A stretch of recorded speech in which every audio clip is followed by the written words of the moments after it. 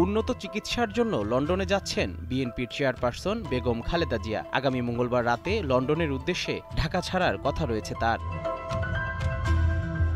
রাজধানীর গুলশানে খালেদা জিয়ার বাসভবনে রবিবার বৈঠকে বসবেন বিএনপির শীর্ষ নেতারা। রাত ৮টায় এই বৈঠক অনুষ্ঠিত হওয়ার কথা রয়েছে। বিএনপির মিডিয়া সেল এই তথ্য নিশ্চিত করেছে। গত বছর ২৬ অক্টোবর যুক্তরাষ্ট্রের ৩ বিশেষজ্ঞ চিকিৎসক তার লিভার, পেটের ফ্লুইড জমা ও রক্তক্ষরণ রোধে একটি বিশেষ পদ্ধতি সম্পন্ন করেছিলেন। এই সফরে বিএনপির চেয়ারপারসনের সঙ্গে ১৫ সদস্যের একটি প্রতিনিধি দল যাবেন। এতে থাকবেন তার ছোট ছেলে প্রয়াত আরাফাত রহমান কোকোর স্ত্রী সৈয়দা শর্মিলা রহমান, চিকিৎসক, বিএনপির নেতৃবৃন্দ, ব্যক্তিগত কর্মী এবং ২ জন গৃহকর্মী। ২০১৭ সালের ১৬ জুলাই লন্ডনে গিয়েছিলেন খালেদা জিয়া। ৪টি মামলার পরোয়ানা মাথায় নিয়েই ওই বছর ১৮ অক্টোবর দেশে ফেরেন তিনি। ২০১৮ সালের ৮ ফেব্রুয়ারি জিয়া অরফানেজ ট্রাস্ট সংক্রান্ত মামলায় কারাগারে যান খালেদা জিয়া।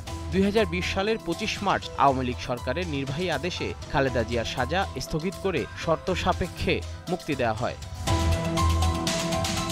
পরে ৬ মাস পর আবেদনের পরিপ্রেক্ষিতে তার সাজা স্থগিত করে মুক্তির মেয়াদ বাড়াচ্ছিল সরকার। অসুস্থ খালেদা জিয়াকে বহুবার হাসপাতালে ভর্তি হতে হয়েছে। আওয়ামী লীগ সরকার তাকে বিদেশে যাওয়ার অনুমতি দেয়নি। পরে দেশি বিদেশি চিকিৎসকের তত্ত্বাবধানে রাজধানীর এভারকেয়ার হাসপাতালে অস্ত্রোপচার হয় খালেদা জিয়ার। গত ৫ আগস্ট ছাত্র জনতার অভ্যুত্থানে শেখ হাসিনার পতনের পরদিন রাজধানীর একটি হাসপাতালে চিকিৎসাধীন অবস্থায় খালেদা জিয়ার মুক্তির আদেশ দেন রাষ্ট্রপতি। এবারের সফরে লন্ডনে তার ছেলে তারেক রহমানের সঙ্গে ৭ বছর পর দেখা হবে সাবেক প্রধানমন্ত্রী খালেদা জিয়ার। তারেক রহমান ও তার পরিবার ২০০৮ সাল থেকে লন্ডনে বসবাস করছেন।